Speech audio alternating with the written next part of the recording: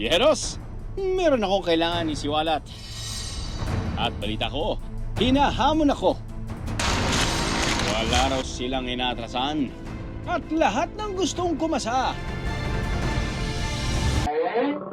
i-welcome pa raw nila with open arms. Sa true?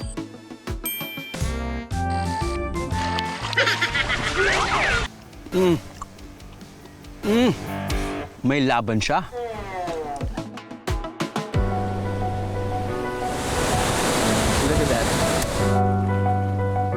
Taas kamay ang mga gustong sumama. Ilaban na natin ang biyahe kahit tag-init pa. Dito yan sa San Vicente, Palawan. Kung ang Malagnang Festival mahaba ng iminarka sa kasaysayan ng kanilang bayan, may mas hahaba pa raw dyan. Magpapahuli ba naman ang mga taga San Vicente pagdating sa palaban nilang pasyalan? Longest beach na ng Pilipinas na may habang 14.7 kilometers. Aba, nandito lang naman.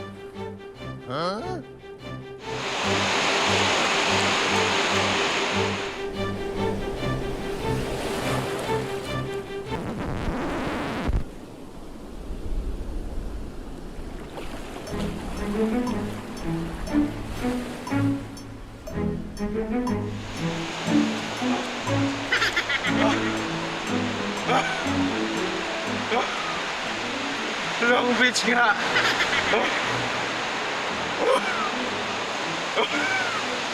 Walang bahid ng ka-OA ang Long Beach ng San Vicente.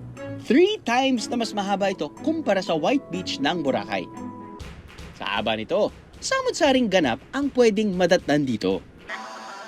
Umani ng mga papuri online ng isang video kung saang smooth na nagawa ang isang skimboarding trick.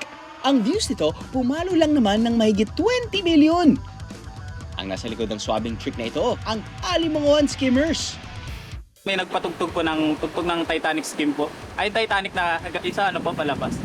Tapos parang ginaya-gaya lang po namin na sabi ko sa kanya, "Doy, iangat mo yung kamay mo, tayo. Mag-resign na kunyari ganun." Parang katawaan lang po parang pit. Kinagabihan po agad yan, parang po agad siya, nag-boom po kaagad. Di po namin sukat akalain na po yun, magbabiral. Haba ng pasensya raw ang kinakailangan para matutunan ng skimboarding. Buti na lang hindi problema sa kanila ang pag-iensayo dahil pagkahaba-haba ng kanilang playground. Best spot po talaga po dito sa amin sa Long Beach po dito San Vicente dahil hindi po siya tulad po sa ibang spot po namin na mabato po. Dito po sa San Vicente, kahit na matumba po kami habang nag-i-skim po kami, lazy po talaga kami. Wala kaming masyadong halos galos po. Hindi lang basta hobby ang skimboarding. Ang kanilang talento, ibinabahagi rin nila sa mga kabataan. Kung gusto po nila naglalaro po kami doon tapos yung may mga bata minsan tingin sa amin, tinuturuan lang po namin. Wave to go, guys. I'm sure you'll make quite a splash. Palarong lahi ng mga taga San Vicente, Palawan. Kapagulong-gulong ng nakapiring sa putikan. Nahuli mo na, sir? Hindi, nahuli ko yung putik. Tuwing sasapit ang buwan ng Hunyo, may kakaibang pagdiriwang daw dito. Ang trip kasi nilang kasiyahan, mapuputikan ka. Isa sa pinakaabangan ng mga lokal at turista, hulihan ng biik sa putik. So every year, dito sa San Vicente, merong festival sila na Malagnang Festival. Sa Tatay Larry, sila yung pambato ng Agutainen tribe sa paghuhuli ng biik na isa sa mga activities during ng Malagnang Festival. Now, Malagnang kasi, translated to Tagalog, ay paut. Huwag mo magbura, no? Pero putik. Yeah. Tay, ready na ka ba? Opo. Kailangan nang takpan natin yung Kailangan takpan natin yung mata po. mata. Yan. Okay na po yung pagganyan? Ganito po. Ganyan. Yan. Kita niyo po ba ako? Opo. Nakikita niyo rin po ako eh. Niloloko niyo naman po ako, tay. Kala ko ba? Wala madilim. Madilim. Sige, tay. Saan tayo? Doon po. Meron ka pa rin nakikita? Dito. Dito Sige po. Sa round 1, paunahang mahuli ang biik ng nakapiring. Habang sa sunod na round, ang suot na piring kailangan isuot sa leeg ng biik bilang tanda ng pagkapanalo. Baboy! Very basic, right, Babsy? Kahit mo mukha mo, nek-nek mo. Uy, may gumagalaw. Uy, may gumagalaw. Tatay ka ba yun? Ito. Ay, hindi. Hindi.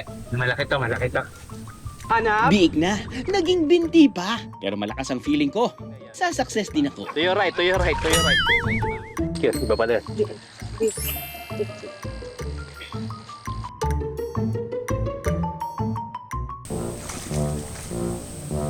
Nakamoy ko. Tandem na ba kami ni tatay? Baka lang mas umepek.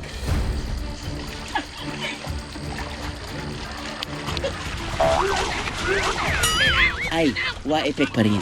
Tinabawi ko na, hindi madali manghuli. Mas madali pa atang madulas. Ito bang si Babsy ay nakamute?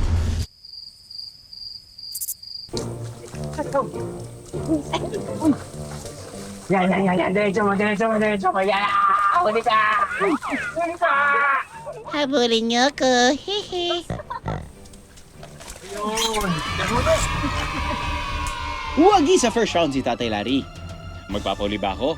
Or should I say, magpapahuli ba sa akin si Babsy? The struggle is real. Tatay Larry, focus sa pagkapa. Para kay Babsy, habang ako, makakausap pa ba today? At tinapos na nga ni Tatay Larry ang laban. Pero bakit parang si Babsy ang feeling winner? Yes, tama ka, Charn. Hey, yippee! Masaya din kasi maglakad at maglaro sa putik, lalo na kapag masayang event. Sa pagpasok ng buwan ng Abril, narito na ang paboritong stopover at naghahatid ng saya sa biyaheros. All out tayo sa Bantay Biyahe Summer 2026 nung nakaraang Holy Week.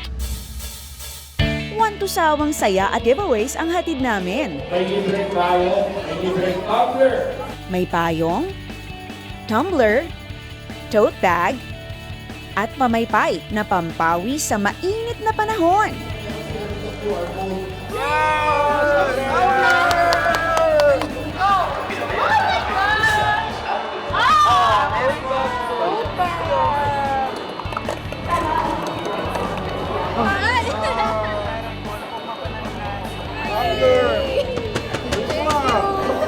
Kasama rin nating nagbigay ng saya ang mga sumusunod. McDonald's McSaver Sulit Busog Meals, Food Panda, EO Executive Optical, Centrum Advance, Sensodyne, at Nescafe Creamy White. Safety ang mahalaga sa bawat pagbiyahe, kaya hindi pwedeng mawala ang libreng blood pressure check-up para siguradong worry-free ang biyahe. Sa kabila ng init, inip, at naghahaba ang biyahe, patuloy pa rin ang aming pagseserbisyo at pagbibigay saya. Thank you, Biyahe ni Drew. Thank you, Biyahe ni Drew. Thank you, Biyahe ni Drew. Thank you, Biyahe ni Drew. Thank you, Biyahe ni Drew. Hanggang sa susunod na Bantay Biyahe, mga biyahero!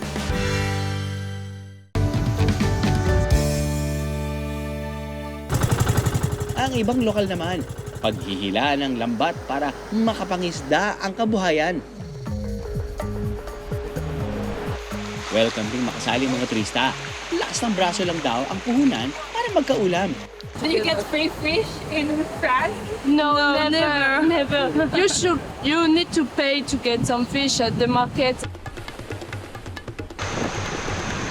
Kada umaga, tuwing kalmado pa ang dagat, tulong-tulong ang magkakapitbahay na ito para maitulak ang bangka papunta sa laot. Inilaladlad nila ang 300 metro ng lambat paikot at pabalik sa Pampang. Sa kanila ito, pagtutulungang hilahin. Ito ang tradisyonal nilang paraan ng pangingisda na kung tawagin, kigir. And actually, napakasaya po na experience na to. But Isa po sa ipinagbabawal dito sa bayan ng San Vicente ang paggamit ng mga maliliit na mata ng lambat dahil maaaring makuha nito ang mga maliliit na isda na wala pa sa maturity stage nila. And isa po ito sa identify as unsustainable practices. Babae man o lalaki, buong lakas ang ibinibigay sa paghatak.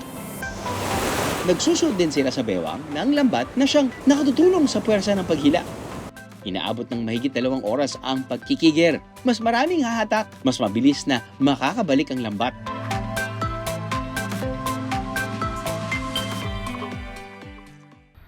Sa araw-araw na pagkikigir, maging ang mga turista, hindi maiwasang makiusisa sa kanilang ginagawa.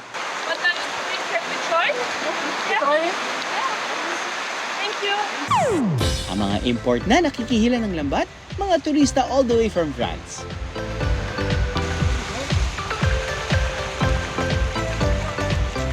It's literally our first time we are doing this. Dahil bago sa kanilang nasaksihan, hindi napigilan ng magkaibigang tsikahin ang mga lokal. What kind of fish is it?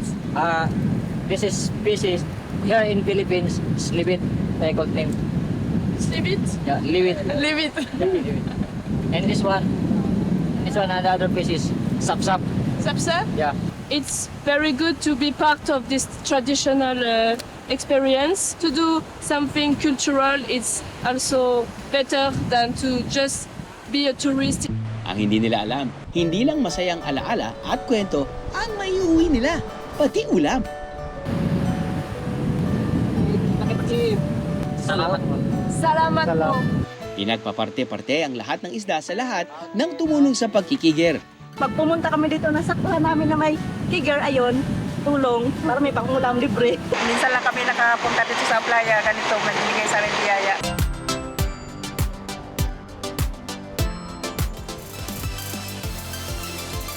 Wala pang 30 minutes via pump boat, mararating niya ito mula sa Honda Bay. From segregation to no spitting, pati no smoking, ang mga ordinansang ito ay mahigpit na ipinatutupad dito. Isang malaking check yan sa ating sustainable goals.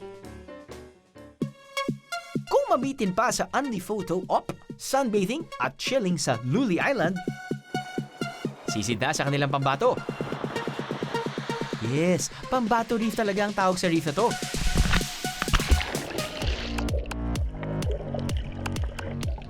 See? Ito nga kasi ang pambato nila. Iba talaga ang Palawan. Malinis kahit saan, hanggang sa kalalim-laliman.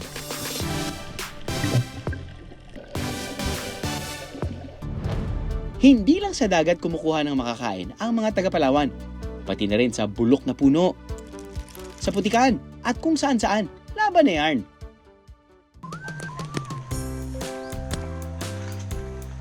Marami na akong natutunan ng iba-ibang tribo sa Pilipinas para magpaapoy eh. Meron po ba kayong mga bato? Bato, wala eh. Meron ba kayong pwede kong ganyanin? Yung kawayan? Ay, kawayan na pwede kong ganin? Wala po eh. Wala rin eh. Ito baka feeling ko kakayanin ko to eh. Alam kong dudugo lang talaga yung kamay ko pero baka... Ikaw naman, sir. Pwede namang... Ito. Bakit hindi ho kayo nagsasalita na may posporo ho kayo? Dami niyo pong sinasabi. Tara na, simulan na Sige natin. po. Makakain na tayo. Sige po. Sige.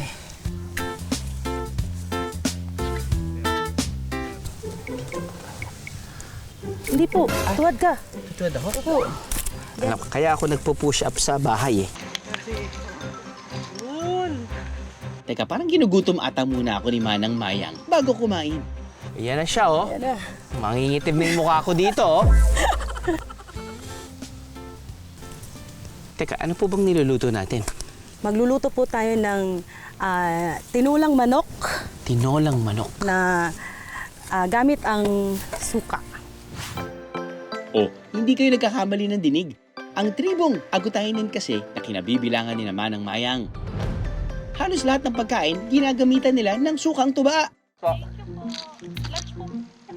Bakit po kayo Delikadong puntahan delikado? Nasa area po. Mag-ingat ho kayo. Subukan kong saluhin kayo kapag nahulog.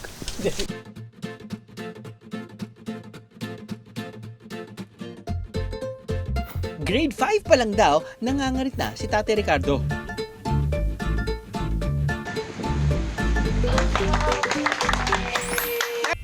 Para mawala ang mga dumi, kinakailangan salaing mabuti ang tuba bago inumin. Para masigurong malinis na, abay, tikman na yan! Okay na po yan.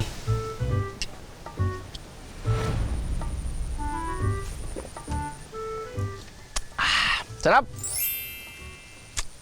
Ang sarap! Sila, hindi na natin bigyan. Di na. Tayo-tayo na lang din. Wala na. Tayo lang naman magkasama dito, tatay. Sus naman. Dahil sa kadamutan, mukhang may host na hindi mapakikinabangan mamaya. Hehe. Sabi ko na nga, sabi. Ayun, kabayo ba yan?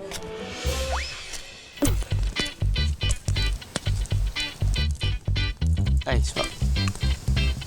Kaibahan sa nakasanayan nating tinolang manok, pakukuluan to sa sukang tuba. Naglalagay po tayo ng suka sa tinola dahil po Para po mawala po yung langsa Lansa. ng Na native karne. na manok. Opo. At saka para madaling lumambot. yun, pampalambot din pala yung suka. Opo. Nagbibigay din siya ng aroma sa tinola. Sa tinola. Yes po. Sigurado ho kayong hindi ito adobo. Hindi ho. Okay. Kasi po pakukuluan lang po natin yan siya hanggang sa okay.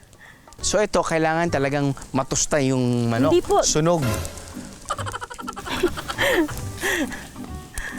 Ayan, cool. Ayan. Sergio, naiinip ka na ba? Ako? Oo, tagal kasi. ikaw yung naiinitan. Init na init nga ako dito sa amin. Init kasi dito sa amin eh. ba? Opo. Gusto mo bang subukan yung isa pa naming pangmalakasang ano dito? Oh, ano yan? Ano ba malakasan yan? Pangmalakasang delicacies? Oh, sige po.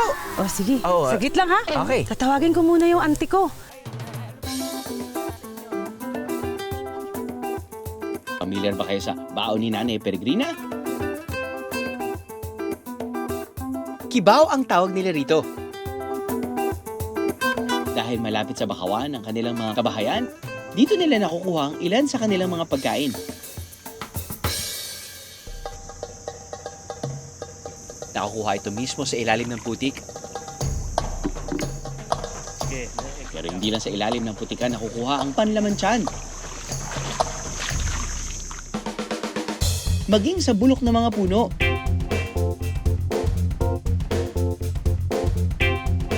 Biheros, tatakpan o titikman? Tamilok kay Jorn. Sus, ayaw ko rin yung sibak-sibak na yan. Patay na yata yung mga langgam. Yung lupa po, meron po ba tayong ipaplant dito? May halaman po ba tayo? Okay pa naman po ito, no? Anyway, kung ang kibaw, kinakailangan muna ang pakuluan bago kilawin.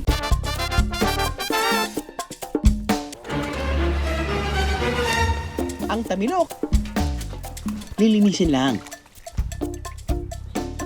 Rekta sausaw na sa suka. Speaking of suka, ang tinola ni Manang Mayang na pinakuluan sa sukang tuba. Kaya ba today? Kapag malambot na ang manok, iluluto na ito tulad ng karaniwang tinola.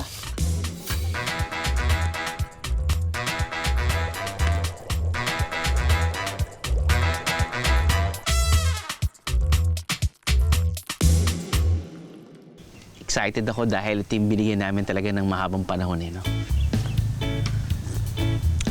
Uy, kala mo kumakain ka ng sinigang or hinihigop mo yung sabaw ng sinigang, pero dahil nga may ginger, nalalaman mo na, uy, tinola yun ah. Nagpapaasim syempre yung suka, pero nalalasahan mo pa rin yung aftertaste ng tinola. Tingnan natin nga kung malambot na tong native chicken na to. Malambot na. Hindi na siya nag-zumba. Ayun, may asim. Nakakalasing to ah. Ito, baba ito. Bago pa tuluyang mapunta sa kung saan ang kainan, tikman na natin ang mga kinilaw sa sukang tuba. Basta't pupunta ka sa Palawan, and then you're looking for something exotic, yung tamilok usually yung ino-offer ng mga tao doon.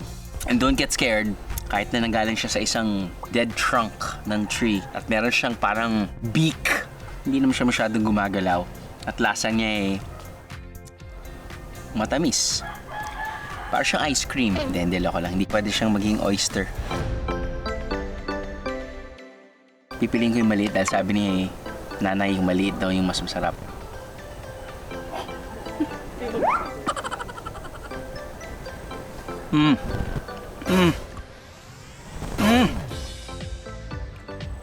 May laban siya. Hindi, loko lang. Sakto siya. It's chewy. Mas masarap nga siguro kapag dinagdagan pa natin ng sili. Pero pretty much, usually gano'n naman talaga yung kinilaw. Basta't fresh, basta't masarap yung suka. Mas maraming sili. Sarap niyan. Ayos.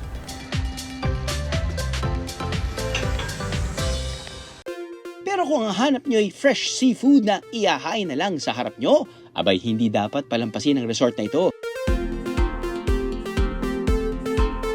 Hindi lang daw magandang view at komportableng pahinga ang panlaban nila dahil halos buong araw silang nag-aalok ng fresh seafood. Depende sa season ng seafood na available. Iba-ibang uri ng seafood like pitik, tangige, lapu-lapu, crabs po. Ito talaga pag fresh. Meron silang isang bagay na hindi malinis-linis. Ang illegal loggers at illegal fishermen na patuloy na sumisira sa kalikasan. Museum daw ng mga illegal loggers. Tapos pagdating ko dito, I was expecting to go inside, you know, the usual museum. Yeah. Pagdating ko, bakit may malaking bangka doon? Bakit ang daming mga chains? So, this is a different museum. Yeah, it is different. It's an environmental museum. Okay. Environmental Museum ang tawag nila rito. Dito makikita ang lahat ng mga nakumpiskang baril, lason at troso na ginamit sa pagbuo ng bangka. May mga tangke ng beer na ginagawang kompresor para sa cyanide fishing.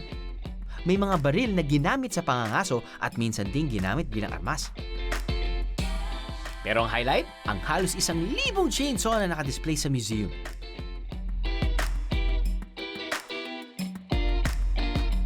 PNA Night started in 2009. Every now and then, they're cutting of trees, chainsaw. So that's really started. Right. Plus, especially the government, walang ginagawa. Bakit walang ginagawa, do you think? I mean, they say na meron silang ginagawa. But to think na kung nakikita nyo dito sa Environmental Museum namin na ganito karami, Which means that's a whole meron chunk pa ba of... silang, Correct. diba? Right, So, right. Is it I mean, because there are political ties? there are, with the violators, with the Yes, illegalistas. yes, Yeah, there yes. are. So, mahirap kasi ang iba sa kanila ay financer, tapos in connivance, protection. So, not only the politicians, not only the government personnel, pati law enforcement agencies, with all due respect to them. Right, So, kaya ginagawa namin ito. So, it's been years, since 2009 hanggang ngayon, meron kaming nahuli na more than 700 chainsaw. Chainsaw pa lang, Chainsaw. Yep. And we're just talking about illegal logging. You're also focused on Yeah, it's illegal fishing. Lahat ng makikita sa loob ng museo ay nagpapaalala na dapat nating patuloy na labanan ang pagsira sa ating kalikasan. Ito familiar ako Yeah, dito. yeah. Draft beer, di ba? Opo. This is how innovative Filipinos are. Kasi ginagamit nila to, parang compressed air, nilalagay nila dito. Okay. So, ito yung mga hose. So Look. that they can dive. Yeah. Okay. This breathing apparatus Right, nila to. right. Tapos, gamit nila cyanide, bit nila yung cyanide. Ayun. Squirt, di ba yung cyanide? Tinutunaw nila yon.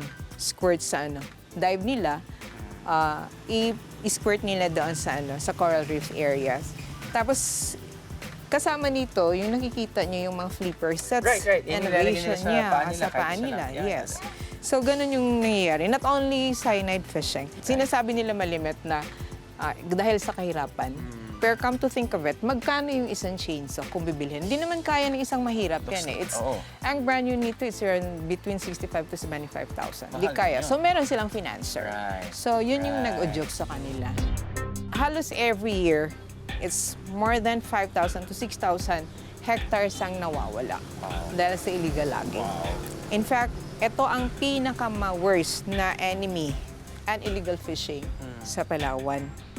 Siguro, matagal na panahon pa bago masugpo ng tuluyan ang mga gawaing iligal sa Palawan. Pero ang mahalaga, nasimulan na at patuloy pa rin ang laban sa masasamang gawaing ito.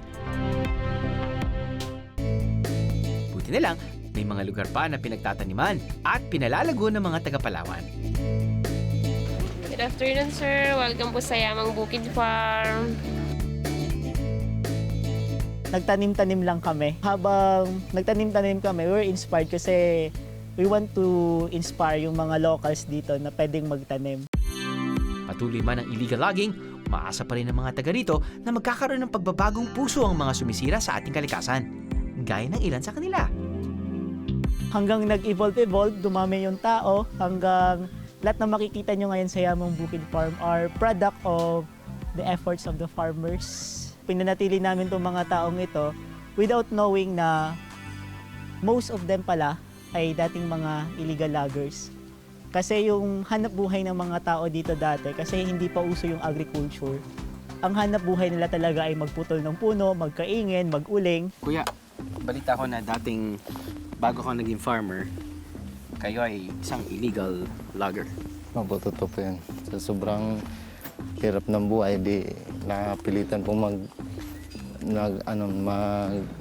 maglalagger po, magpupamutol po ng kahit para lang sa ikakabuhay po ng pamilya. Iba kasi talaga dito kasi ang ano ng mga tao dito, ang ano ng mga tao dito parang pinapalagan kanila ng gusto.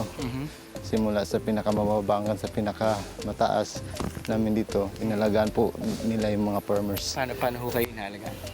Tulad po ng binibigyan po kami ng papahalaga tulad ng mga may kailangan kami mga financial na pangangailangan na may pang-emergency, nandyan po kaagad. Kung ititigil namin yung pagbibigay ng trabaho, most likely, babalik sila sa pagpuputol ng puno. So from 20 ng mga farmers, ginawa namin ng paraan para mas maparami yung farmers, which means mas maparami yung mapapatigil sa paggagawa ng illegal. Until such time, ngayon we have na 180 farming employees, 95% of them were former illegal loggers. Ano pong pakiramdam na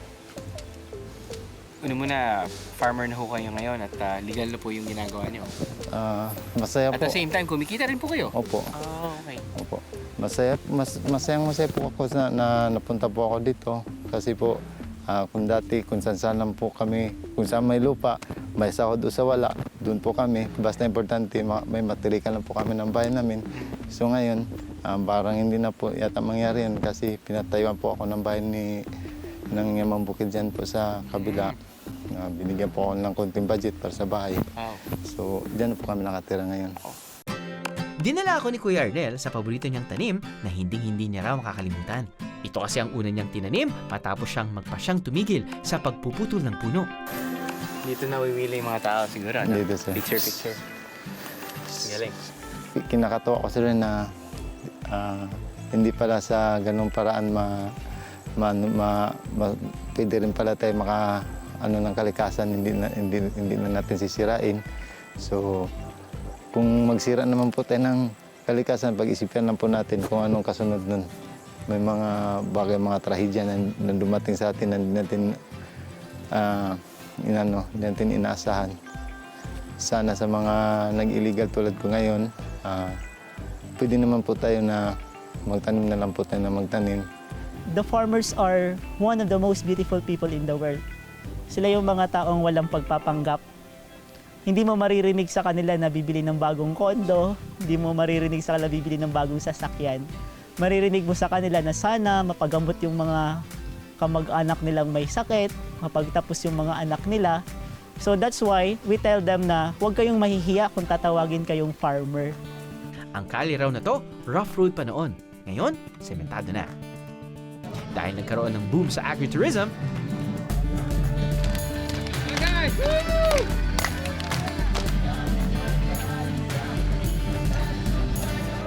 maraming salamat sa mga magsasakang gaya nila.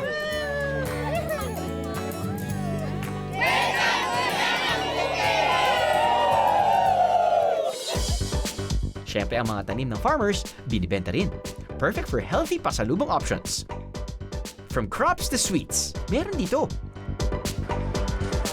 Pwede rin kumain in Boodle style sa kanilang Alfresco restaurant. Biyahe ni Drew Boys, attack!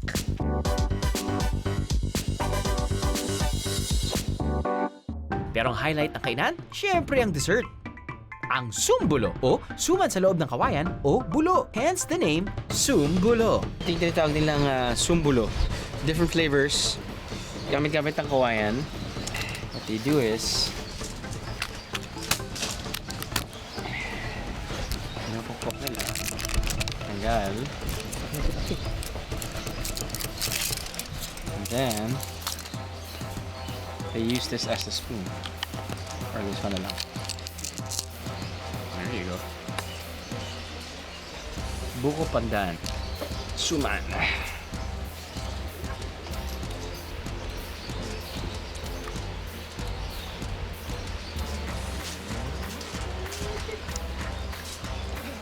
Ito yung sumusumbulo ng katamisan. Gets? Sumbulo. Sumbulo. Simbolo. Hap.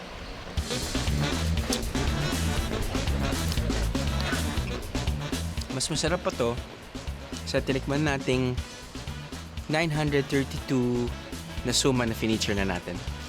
Mga ganun. Usually every episode may kami ng feature. Pero ito, hindi naman talaga wala to sa IT, wala to sa itinerary. Biglang dumating lang to, tapos ito pa yung pinakamasarap. Ito talaga yung sumbulo ng hope. Sumbulo ng biglang sumbulo ng biyaya. Colorful.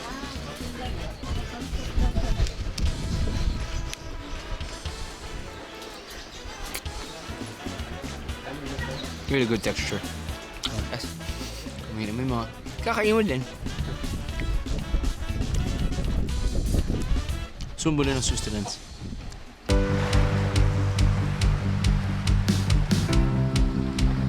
Kung gusto niyo ng memorable na karanasan dito sa Palawan, itawan ang bisita sa mga panahon ng turtle release. Ang makitang makabalik sa dagat ang mga maliliit na pawikan, definitely one for the books.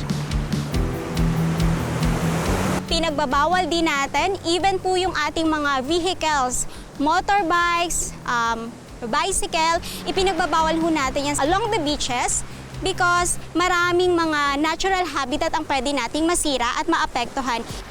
Namnamin na lang ang pagbaybay sa Long Beach. Relaxing na, nakatulong pa tayong mapangalagaan ang munti nating mga kaibigan. Ano, mapabudol na ba kayo? Para marating ang San Vicente, Palawan, may direct flight mula Maynila papuntang San Vicente. Kung magkaubusan man ng upuan, maaring bumaba sa El Nido o Puerto Princesa. Mga 2 hanggang 3 oras na land trip, pararating na ang San Vicente. Hindi lang magagandang tanawin ang dadatan dito sa San Vicente, Palawan.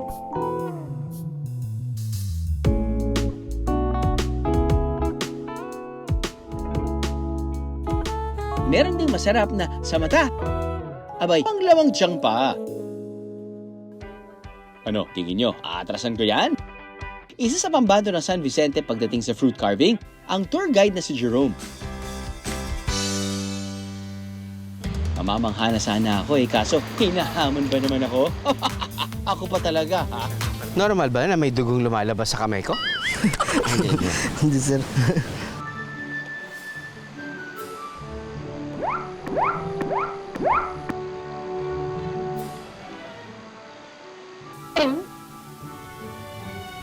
Well, sorry ka na lang, Jerome. Masyadong malawak ang imagination ko para sumunod sa basic na dinedemo mo. I'm no beginner, bro! Kumapit ang mahigpit dahil sigurado akong hindi pa handa ang mundo sa ganitong klaseng obra.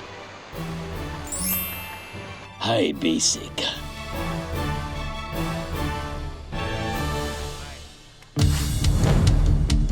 Hindi man kasing sikat ng ibang bayan sa Palawan. wala naman nang dapat pang patunayan ang bayan ng San Vicente. Gustuhin man nating i-gatekeep ang natatanging ganda ng lugar na ito, kailangan malaman ng mga biyahero ang palabang bayang ito, no?